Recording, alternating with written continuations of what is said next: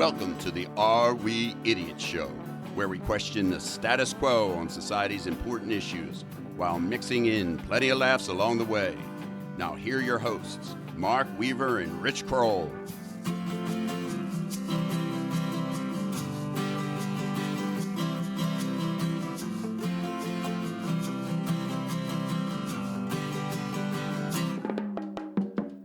Hello again, everyone, and welcome to another edition of the Are We Idiots Show. We are your hosts, as always, Mark Weaver and Richard Kroll.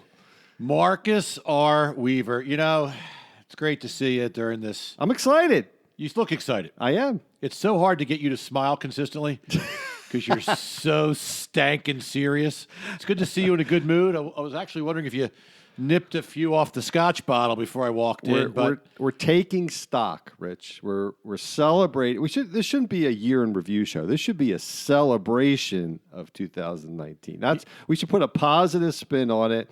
It's like a funeral. A funeral is not a funeral. It's a celebration of life. Celebration of life. So this is a celebration of the past year, which is appropriate going into the holiday season. For all you. Can we call Christmas? I'm tired of holiday, to be politically correct. It's Christmas season, whether you like Jesus as God or not. The guy was born. He's real. It's Christmas season. Well, there are Jewish Jewish listeners that celebrate And we have a few Hanukkah. atheists as well that are friends of mine, so okay. We could. Festivus. There's the Seinfeld fans that celebrate Kwanzaa. Festivus. Kwanzaa, yeah. Come Okay. on. We want to be open to all people. Us libertarians, we preach tolerance. All right, I won't be closed-minded. Happy Christmas and holiday season. You didn't favor Christmas there a little bit? maybe just a little bit. All right, so do you have a tip of the day in this holiday season? Well, Rich? I do, but I gotta now open it a little differently based on what we just said. So, for those of you that love to go out for the holiday season, There we go. and purchase a Christmas tree or a Hanukkah bush or a Kwanzaa vine, Or menorah. there are some tips related to making the tree last the longest. So first of all, Spray it with silicone. are you going to let me do these tips? He's very excited, folks. I am. With bad jokes. So first of all, the recommendation is to go with something other than pine. Pine trees apparently dry out faster, so I guess that would be fir trees. But most importantly, when you buy the thing in the parking lot or the supermarket or wherever you buy your tree, make sure when they are tying it up for you, they do a fresh cut on the bottom of the trunk. The biggest problem is the trunk seizing up and sap kind of layering over the ability for it to absorb water. Now, that being said, also in that first week, make sure you're constantly checking every couple of hours because the tree will suck up water very quickly In its new environment. in its new environment. Yes, that's also true with planting new bushes. By the way, Oh, so yeah, I'm a green thumb guy. thank you for the value add there. Also, this is interesting. Use hot water, not boiling water, but the tree's already dead. So use hot water, and that prevents the sap from solidifying as quick, which will keep the flow of water into the tree. Now, That there's been makes other sense. there's other wives' tales or urban legends about putting bleach in the water because that prevents bacteria from also clogging up the tree or 7-Up or other things. None of that's proven, but I did hear a guy say a little cap of bleach on top of the hot water will make it last even longer. So, folks, And don't do a shot of bleach while you're pouring it in the tree. do a shot of something else, not the bleach, while you're putting the shot in the hot water. That's a very practical tip, Rich, in these holiday seasons. And by the way, I always thought that when you buy the fresh cut tree, that you want to leave it. You don't want the guy at the lot to cut it off as a fresh cut. You want to leave it longer, and you actually do the fresh cut because you want to make sure it fits properly in the base and has the right length. So I would advise you doing the fresh cut. You may not have a saw, but you should have a little saw. Well, to okay. do For that. all of you listeners that have a chainsaw You don't need a chainsaw. or a hacksaw, Come or on. Just Yeah, use a okay. little handsaw. That's all you need. Come on. how many people in the main line of Philadelphia own saws and know how to use? I do. Homer taught me well. Well, you grew up in Havertown. All right, Richie. So on the show today, and again, this is our year in review show, so we're very excited. We're going to do our Idiot of the Year award. Wow. This is not Idiot of the Week. We have a plethora of nominees over the course of the year that we're going to review and nominate. Then we're going to talk about our society and culture and news, the top things that happen in our society and culture and news. And Rich will react to some of the things that I go through. And then we're going to conclude the show going over our show in review. So we're going to pick out our top 3 episodes of each of us and maybe even throw in a sleeper episode of each of us. And then at the end, we'll just quickly recap and give you a preview of what's coming up early in 2020. So it sounds great. And by the way, before we start, we want to thank our new patron, Larry Helms, who must have listened to our show last episode, and he went ahead and signed up as a new patron. So thank you, Larry, for that. He joins Mark Zlotnikoff, Eric Weaver, George Muldoon, Mike Smalls, Chris Barbie, Scott Carney, Alvaro Puga, and everyone that helped us during 2019. We say thank you. We truly could not do this show without your support, but thank you and welcome to Larry. Is Tom Rafferty on that patron list? He's not. I asked that last episode. He might not have listened yet. He still may not We have found that listened. out on a show that he hadn't listened before he Ever. was a guest. So he got through our filter, our screener filter. But all right, Richie, I'm excited. Idiot of the Year award. And, you know, Rich, in the annals of... Annals of history, there's been a lot of accomplishments. There's been splitting the atom. That was big. Landing on the moon was Huge. big. Climbing Mount Everest. Incredible. I don't think any of those stand up to the difficulty in picking out the only 3 Idiot of the Week nominees. I mean, when I went back and looked through them, there were so many There are qualified so candidates. Many. It's mind-boggling. Any one of them could win Idiot of the Year. And so just kind of, these are not my nominees, but just ones that I thought were like honorable mention that easily could have won. The North Carolina Fight Club. Oh, yeah. The women who At the mental staged institution. a fight club for elderly patients. The drug dealer who built his own license plate saying Caliphas. It looked like a kid had built a license plate. The lady who pulled the escape chute on a 777, thinking it was the door to the bathroom. And then of course the Nike Adventure Club. That was only $50 a month. You can have your kids in sneakers for the rest of the year. None of those were my nominees, but I just had to mention a few of the ones I thought these could easily win, but they didn't even make my top 3. Well, so it's funny you should say that because as I was going through this, I thought, wow, are we just a world of knuckleheads or what? A lot of them from Florida, too. Richie, you want to do one, then I'll do one, or I'm going to throw out some of my honorable mentions, okay, too. yeah, go for it. I wrote 6 down. I'm like, we only can have 3. Right. So there was the guy that stole the bicycle from the police station right outside the police doors On the underneath the camera. surveillance camera, Yeah, right? on the police station surveillance out of the bike rack. That was mind-blowing. And then they're kind of more disgusting than funny, but the 2 lickers. So we had the guy that licked the doorbell for 3 hours and took a pee on the lawn, and it's all on the doorbell surveillance recorder. And then you had the girl that licked the toilet seat on an airplane. She's in my top 3, so that was going to be one of my That nominees. I'll let you go in more details on that. So I have a couple of my 3. You want me to start with my 3 winners? Well, you can go through your 3, One at or a we can go time? 1-1-1. Let's back go and forth. 1-1-1. Okay. So one of my favorites was in episode 49. There was a guy that stole a car from someone's driveway, and I guess whatever he did, he tried to. I think he also maybe robbed the house. And when he drove away, he realized that he lost his cell phone, and he's like, "Oh crap!" So he drove back to the person's home.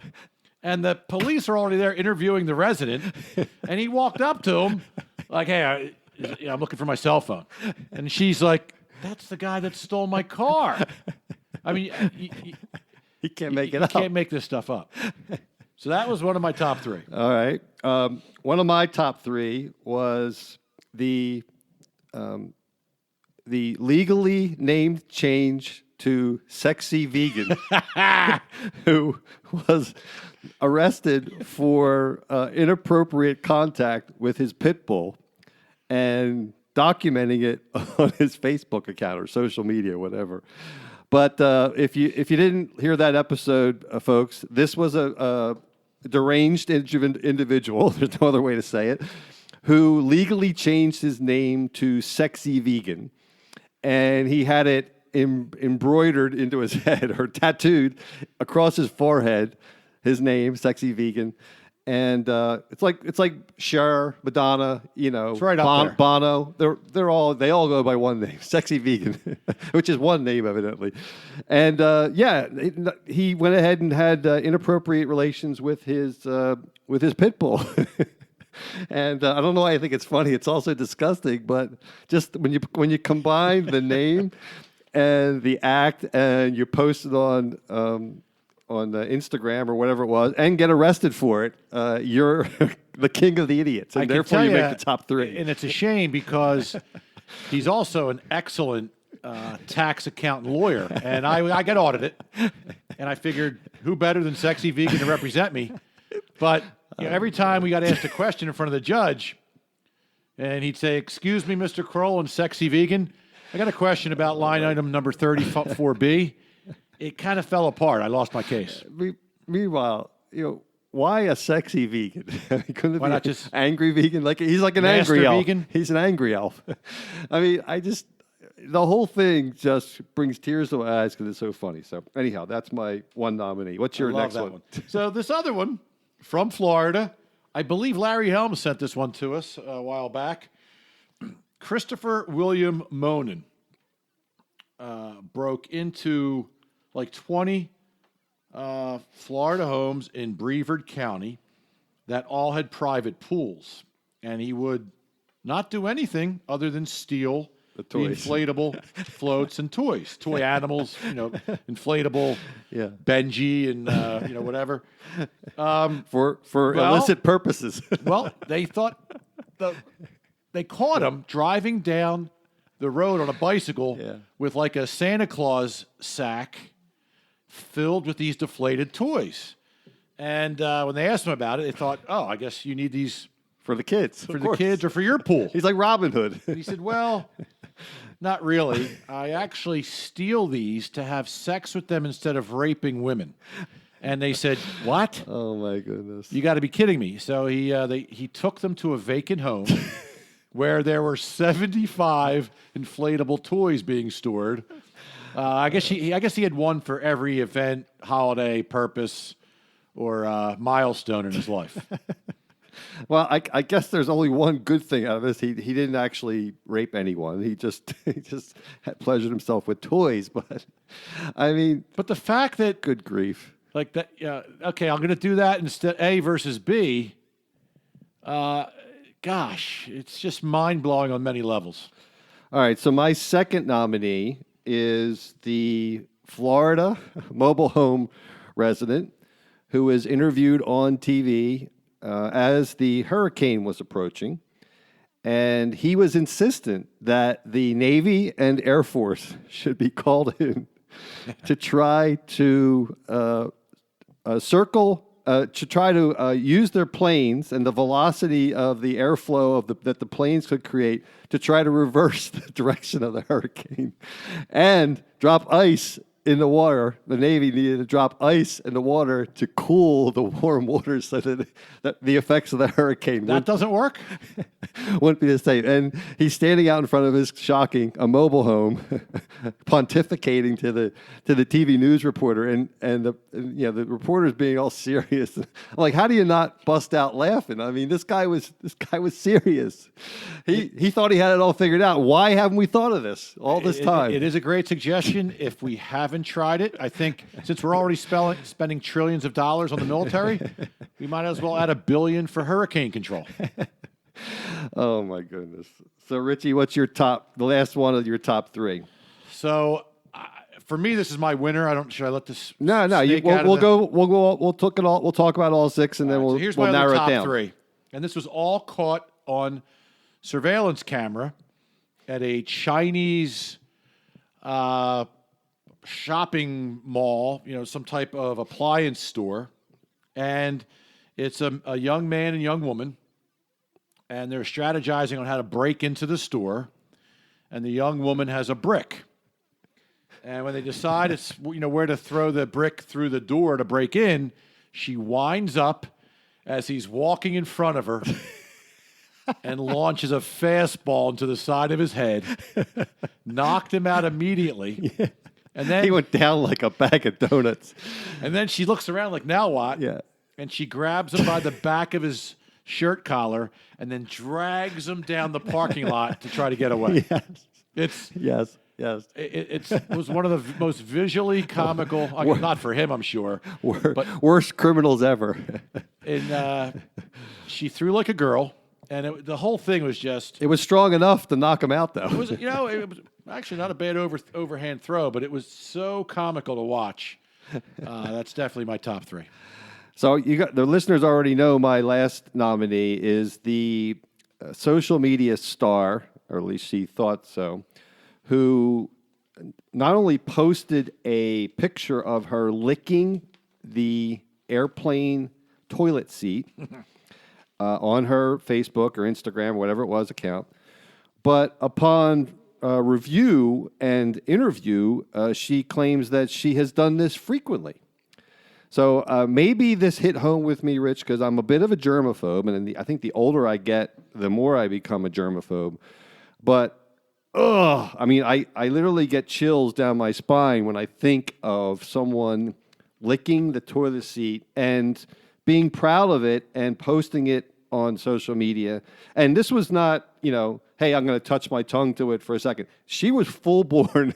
She full tongue licked it. I mean, there was no shyness in her. She was licking the toilet. It was like it was a cherry vanilla popsicle. I mean, like, this is a big part of her flight time. I was thinking, is it better to be the guy or gal on the seat before she licks it or after? Because can you imagine if they did a microbe scan of her tongue? Oh man, I'll tell you, I'm definitely becoming more. I wash my hands all the time, and I fist bump people now because I don't want to shake their hands. So it might be becoming a problem. But when I think of that lady licking an airplane toilet seat, I just get skeeved out. So she had to make my top 3. I never sit down in an airplane bathroom. It's just too scary and cumbersome and tight. But I will now start to bring Clorox wipes just to wipe the seat down in case, for the good of America. All right, so we have to make a very hard decision, Richie. So we have 6 quality nominees, and again, we could have made a lot more. But so you pick. How about this? You pick the number one that I nominated, and I'll pick the number one that you nominated, and then we'll have to make a decision of who's the idiot of the year. So who of my 3? Who is your favorite? Well, there's a fine line. The word idiot can mean so many different things, right? It can, and a lot of the things we research and publicize, it could be, grossest person of the week, most annoying person of the week, most egregious person of the week. But, idiot covers a lot of ground. I got to say, because the girl that frequents licking airplane toilet seats took the time to publish it on her Facebook page or social media page, which should ruin her ability to date and find a spouse, has to be, that could be another story, the guy that actually wants to make out with her. I got to give it to her. She's Over gotta Sexy be- Vegan? Because it would have been either Sexy Vegan or her for me. But whatever, I honor. funniest- I I'll tell you what. I honor your pick. The funniest, most funniest is Sexy Vegan. So I'm going to break it into 2. She is my, out of yours, the idiot of the year, but Sexy Vegan is my most beloved comical. Okay. Idiot of the year. So I agree with you that your best was the Chinese couple throwing the brick. So now we have the final decision, and I will yield to your judgment, Rich, because you have a better comedic feel for things than me. So it's in the finals, it's mano a mano. It's Sexy Vegan, the bestiality problem, versus the worst criminals in the world, the Chinese couple who threw a brick at each other. Who is our idiot of the year? I'm excited to hear your result. Drum roll. Thank you for the drum roll. Was that George Muldoon? There's not a bad pick here, by the way. No, there's no wrong answer here. When you add it all together and the insane level of variables that go into this one, I am going to give it to Sexy Vegan. He wins. It's his only good thing that happened to him this year. Will we double up and send him $2? I know one thing. We'll send him a dog bone. His dog deserves some treat this year because his dog had a tough 2019. So did his tattoo artist. Sexy Vegan. Oh, my goodness. Can you imagine when you got the guy walks into the tattoo parlor, he sits down, guy walks up to him, he's got tats, sleeve on both arms. He's probably got, a goatee, long goatee and a mullet, and he's just got that look in his eye, and he's, hey, how can I help you today, sir? Well, I want to go with Sexy Vegan. Sure. Where do you want that, on your butt? No, right across my forehead. Picture the guy actually having, are you sure about this?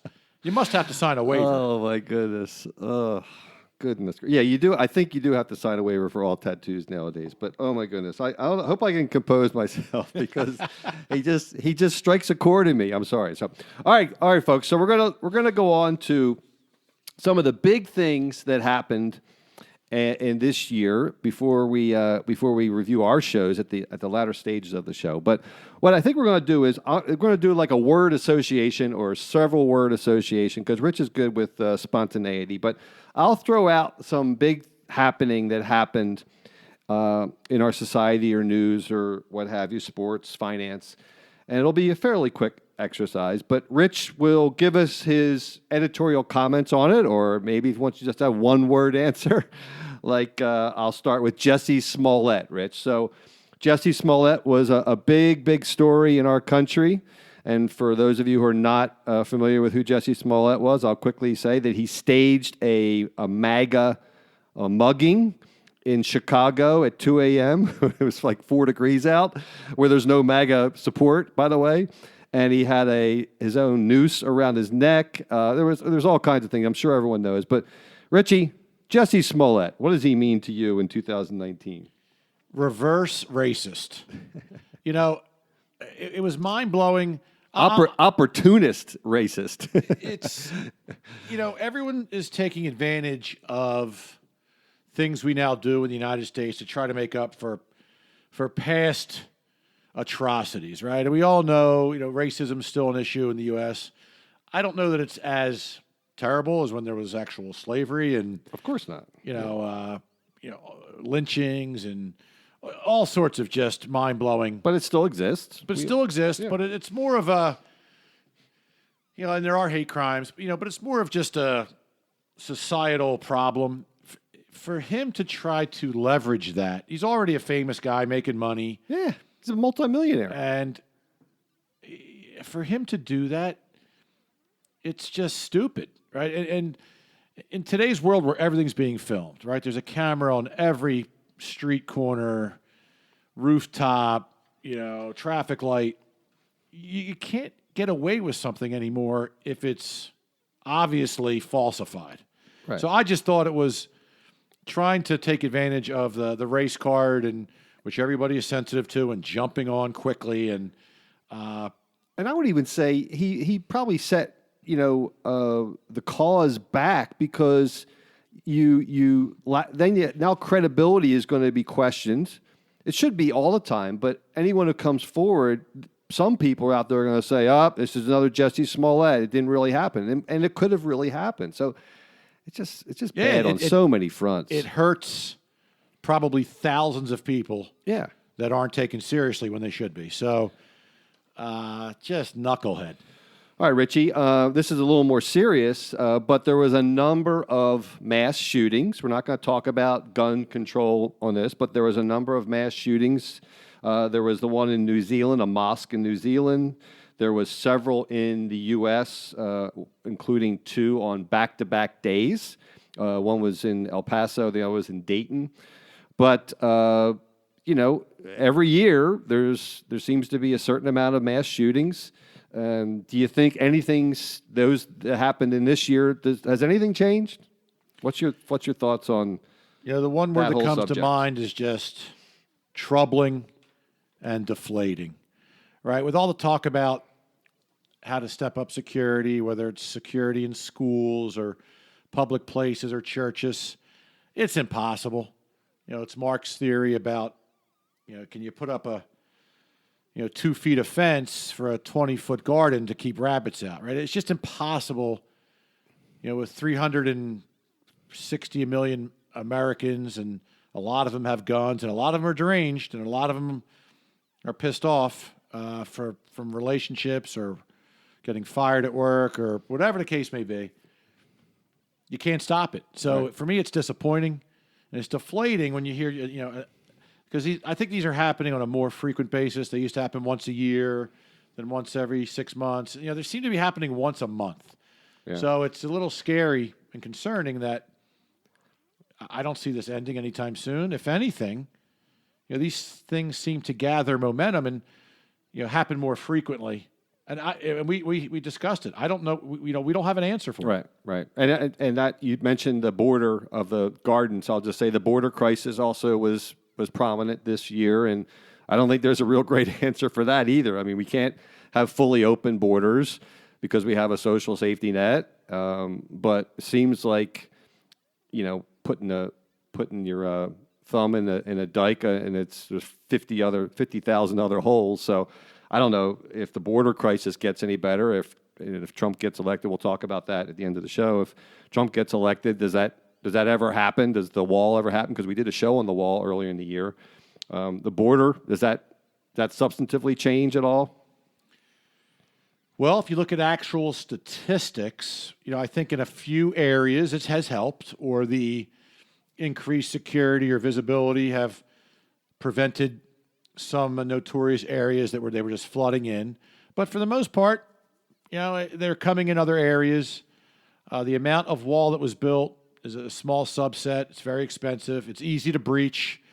So apparently with a handsaw you can buy in Home Depot, within 20 minutes, or you can, breach the wall the way it's been currently designed. So I completely agree with having to consider and form a strategy to keep bad people out. But at the same time, a lot of, as we've shown, immigrants and they're a net positive. People from other countries have created a great U.S., a melting pot of, there's drug lords and there's sex trafficking and there's illegal immigrants taking jobs from citizens.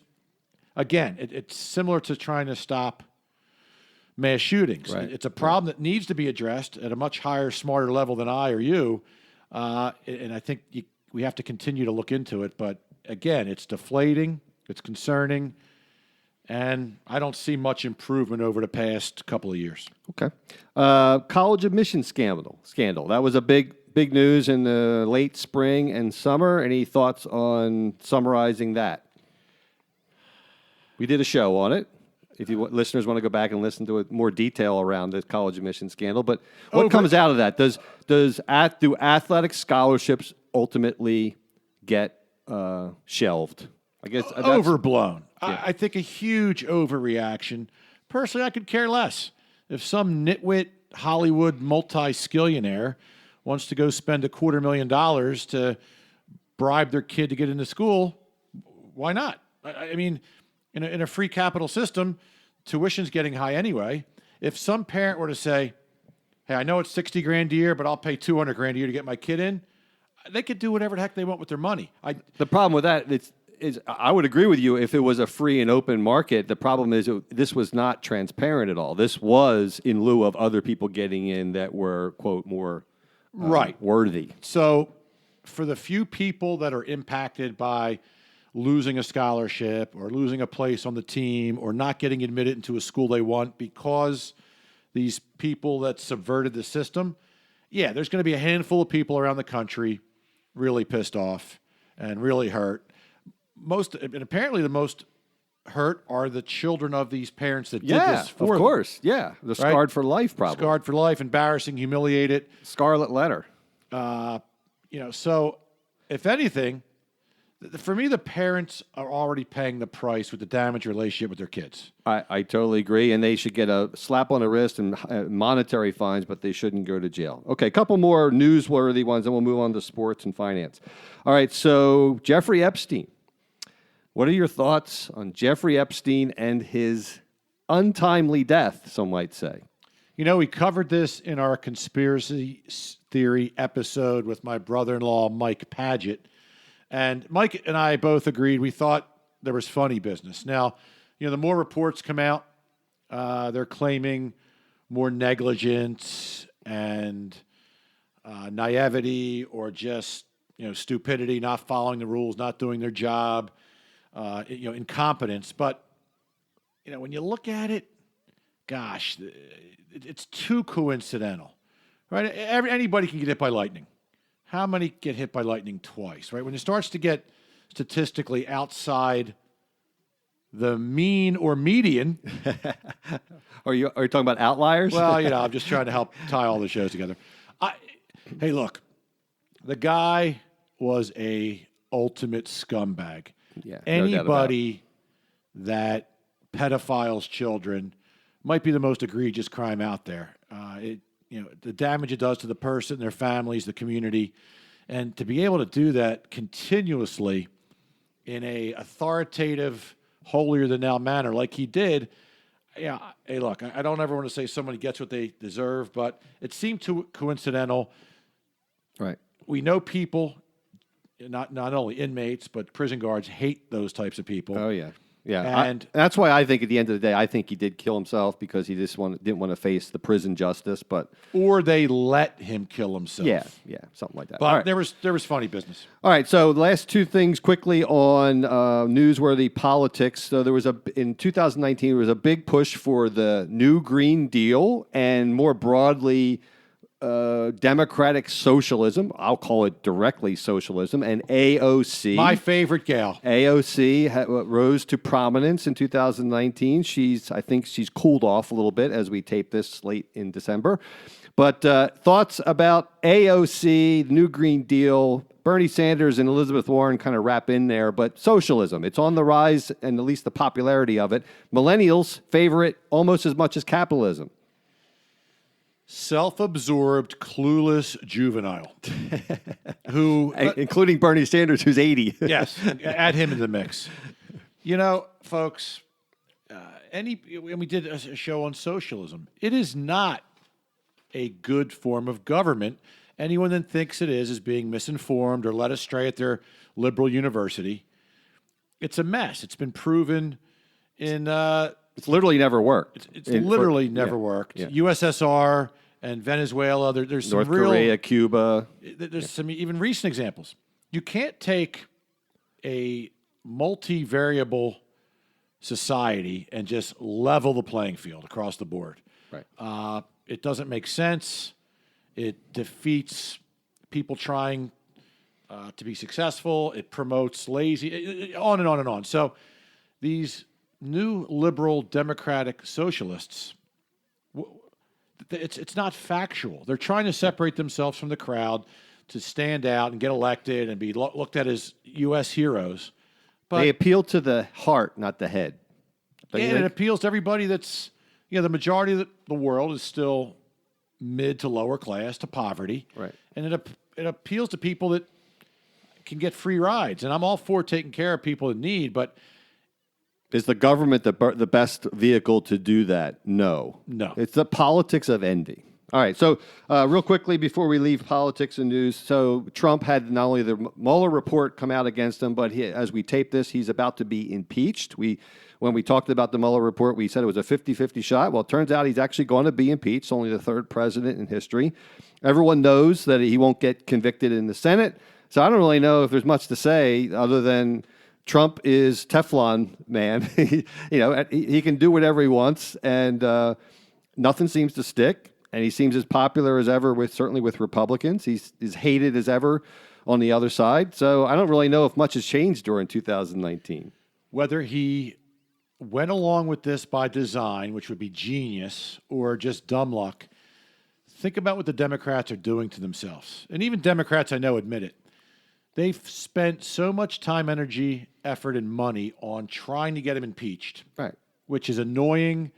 There's a couple grounds there, I guess, but nothing is so, I guess, glaring to, infuriate the majority of Americans that they've neglected promoting programs and things they're going to help do in 2020 election and finding one great candidate that everybody can sink their teeth in. Because there's an opportunity to beat Trump if you had a really, really solid, like, John F. Kennedy or Bill Clinton candidate. I think they would win. But because they're so focused on things that are starting to annoy even their own party, at least, socially, they've screwed themselves. So Trump kind of let it happen, and I think it's going to play to his benefit. And there's no way the Congress, Right. No way the Senate's going to convict him. the Senate's going to convict him. So He's a bad guy. Let's be honest. He's a total jerk, and he's done more things that I disagree with than agree with. But I'm a believer that the election, if you want to vote him out or get him out of office, it should be the election and not impeachment, unless it's something that truly rises to a level higher than what I've seen so far. So I wouldn't mind to see him lose next November, but I don't think he should be thrown out of office for what I'll call a technicality at this point. So. the impeachment proceedings are stupidity. Okay, was the election impacted by the Russians? Okay, I don't. He just let it happen. He had nothing directly to do with it. There's so many other things to worry about. There are people starving to death. There are racial issues. There's the gun problem. I just don't think it wouldn't be good for our country. It would cause more division if he was thrown out on a technicality. So anyhow, let's move on real quickly. 4 more years. What? I don't know about that. Tiger Woods won the Masters. That was a pretty big story. We forgot that I would say happened. amazing. The Nats, the Pats, the Raptors, and the Blues won respective championships. Were they all first timers? The Pats? The other three. Yeah, the other three I think were. Yeah, That's what's cool. I love to see first-time cities win and what it does for the city. I wish the Pats had been the first time they ever won. Clemson football, Virginia basketball. That was fun to watch. The Kentucky Derby winner. I forgot about this until I was doing research. The Kentucky Derby winner was disqualified. Do you remember that? You probably 'cause don't. he bumped the rider. Whatever it was, he didn't get a chance to win. In finance, the Dow Jones has hit number of all-time highs. Thank you, Donald. I would argue that that's Fed-induced, and it's a sugar high. Repo? Sugar high. Whenever the heroin addicts get to go to the methadone clinic, we're not sure about that. The national debt also past $23 trillion. Are you going to give Donald credit for that too? No, he doesn't get credit for that. No, it's not his fault? Obama does. You've been indoctrinated by your Trumpist friends. Notable deaths, Rich. Peter Fonda, Eddie Money, Rick Ocasek, John Paul Stevens, who was a Supreme Court justice, Ross Perot, kind of a hero of my brother's, by the way, because he was the first real solid third-party candidate. And Tyler Skaggs, the Angels pitcher who died of opioid. There was a lot of opioid deaths this year. And Luke Perry, just a few. I'll miss Eddie Money. All right, any comments on any of that before we move on to our show review? It's been a great year. It's been a long year. But you're aging pretty well. I got to give you credit. Keeping the same weight, which, by the way, we should do a little recap. Did you hit your goals for your New Year's resolutions there, Richie? So my weight goal, I just missed it. Yeah. I got a little aggressive. 217 was aggressive. Yeah, really aggressive. I mean, I literally haven't been 217 since college. But I got the 224, which is probably my best weight in 10 years. And more importantly, were you more present? I think that was the term you used. You wanted to be more present with your daughter and wife in 2019, and did you achieve that? Because that's probably more important than a few pounds here or there. Well, not to my wife, but she wants you at 210. She'd rather have us arguing every day and be 200 pounds. I think I made an effort to give back to society, invest more time in my daughter's daily life, and be more open to listening and not quick to react. I don't think I achieved that totally, but I think I did a decent job of bonding with my family and outside, volunteering at coaching my daughter's teams and That's at fun. my church and some charities and all. So I could have done better, but Cool. I did pretty good. Cool. And I just real quickly, because we're running late on time, I did hit my goals. I read I'm on my 5th book, Rich. I think you're going to be No impressed by that. way. And then I did pass 1,000 miles. I'm at 1,200 miles, so I'm averaging about 3.5 miles a day walking. If you remember back from the first show of the year, I set 2.7 miles a day as a goal, but I blew past it. So we'll see if I want to do that next year or not. I haven't figured that The out. only negative is the town watch. Now we have Yeah, I'm the creeper of Bryn Mawr. we have some mothers that are home worried they see this guy passing by their house every day. All right, so I thought I'd read real quickly for you listeners. If you're new to our show, listen to this lineup, the breadth of topics that we had in 2019. Importance of goals, diet and exercise, Trump's wall, abortion, taxing the wealthy, helicopter parents, climate change, are esports the future? What is time? Philly versus Boston debate, victimhood culture, changing definition of success, the opioid epidemic, Trump, so much winning, ?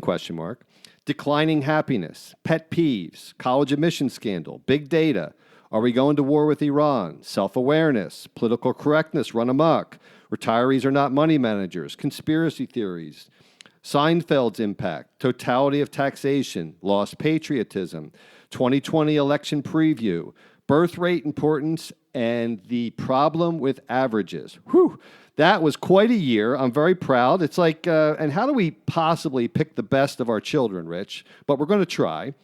So, what are your top 3 episodes that you liked? And it could be for a variety of reasons. And then I'll do mine, and we'll throw in a sleeper if you have one. So first, I'd like to thank the folks that were guests this year because I think I had the most fun when we did a guest episode. Maybe not, the top 3. That's best funny. I had the of most year. fun when they weren't here.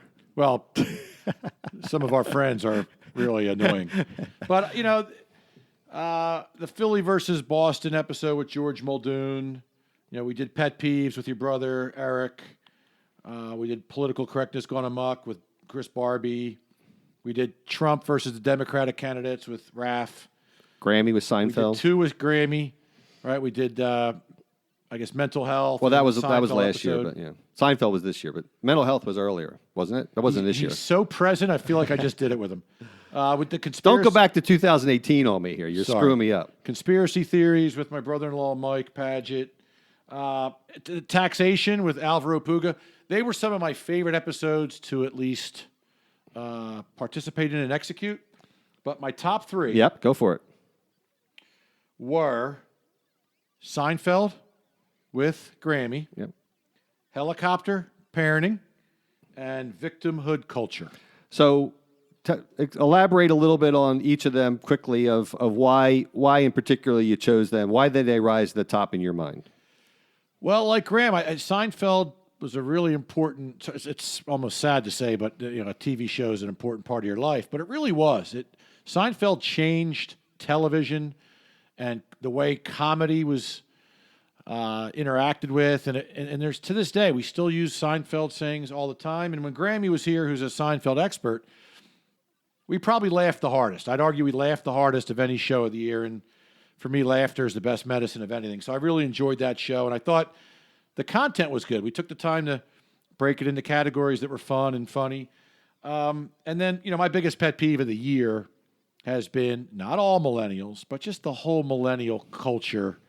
And then what parents have done to play into that and make it worse. And then making it worse, a lot of these folks become victims, looking for empathy and, when they don't deserve it. So those 2 shows tied together, I thought really dove into a problem today. And a lot of people told us they thought, the helicopter parent episode was our best of the year. So I think they were most impactful. They were educational. They were entertaining, if I don't say so myself. No, I agree. And Helicopter Parents was in my top 3 as well. So that's our only overlap.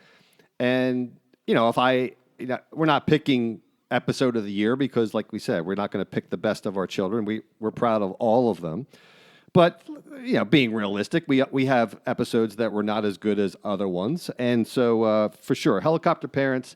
And you and I disagree a little bit on that show in that I tend to put a lot more blame on boomers for a lot of the ills of society than millennials. I did say that. You did say that, but I think still I still think there's more blame on boomers for some of the malfeasance, and of course millennials have been the results of that.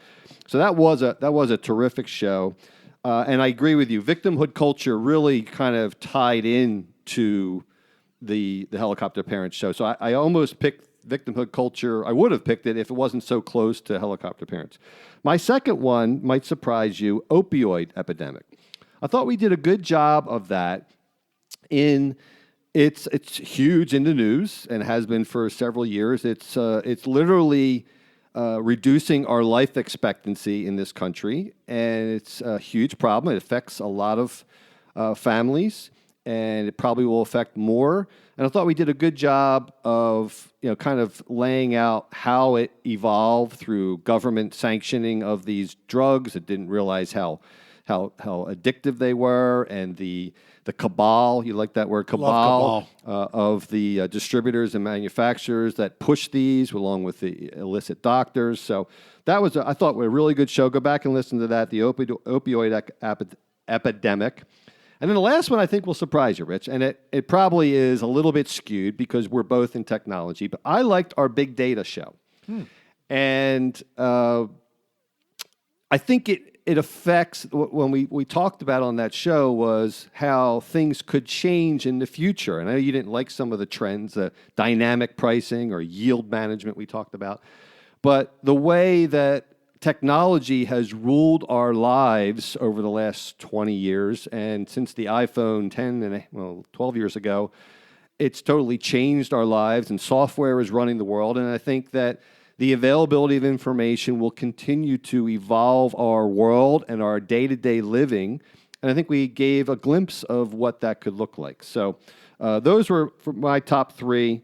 My sleeper was the victimhood. So, I'm sorry. The sleeper was declining happiness. So I know my brother also liked declining happiness. He said that really kind of impacted him. But that's another good episode. Didn't make my top 3, but I thought that was a sleeper, declining happiness, where we talked about how people are just not as happy as they used to, and they need to focus. We ended that show with saying how we need to focus on giving back to others, and how that is truly happiness, is giving to others, not receiving. Great choices. My sleeper was time, the meaning of time. Right. It's a very hard subject to get your arms around and grasp. I got to go into some of Einstein's theories about time. I had fun with that one. I've listened to that 40 times. I still can't understand what you're talking about on that show. It takes 80, so you're halfway there.